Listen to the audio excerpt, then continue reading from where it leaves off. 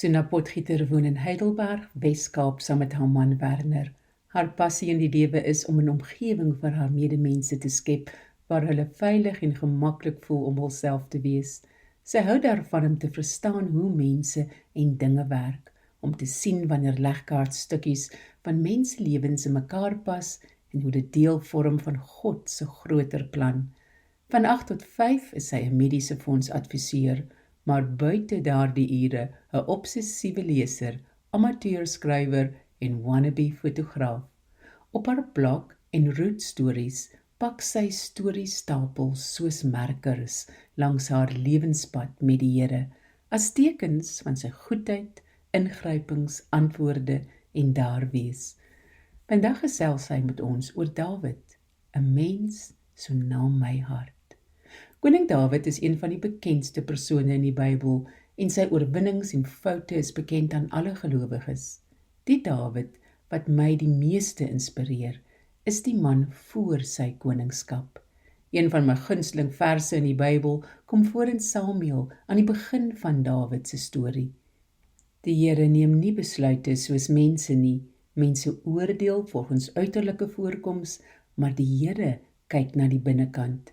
'n troos vir almal van ons wat nie van buite lyk of doen soos wat die wêreld voorskryf nie. Daarna begin die lang wag vir die belofte van koningskap om waar te word, en eerder as murmureer en ongeduldig word, lyk dit asof Dawid net rustig voortleef en doen wat hy op daardie tydstip mee besig is: skape oppas, reuse verslaan, musiek maak vir 'n koning met 'n onvoorspelbare humeur, wegkruip wanneer dieselfde koning hom wil vermoor en selfs die koning se lewe spaar wanneer die homself onwetend blootstel. Hy bestee tyd om vriendskappe te bou, nogal met die einste moeilike koning se seun, die natuur te bewonder en liedjies en gedigte te skryf.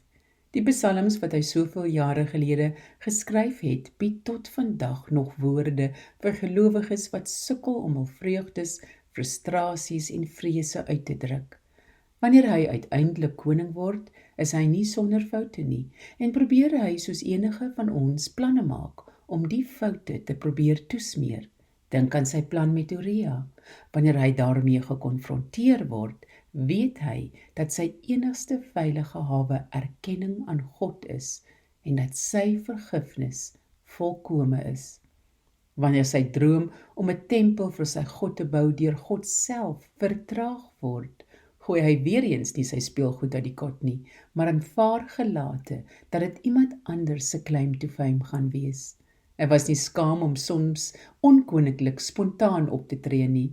Daar was verseker geen stif appellip in daardie koningshuis gewees nie.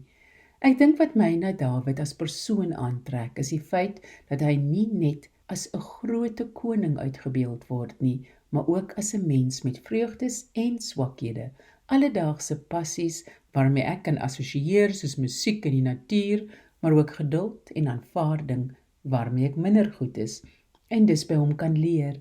Sy verhouding met God was persoonlik en reël, 'n man na God se hart.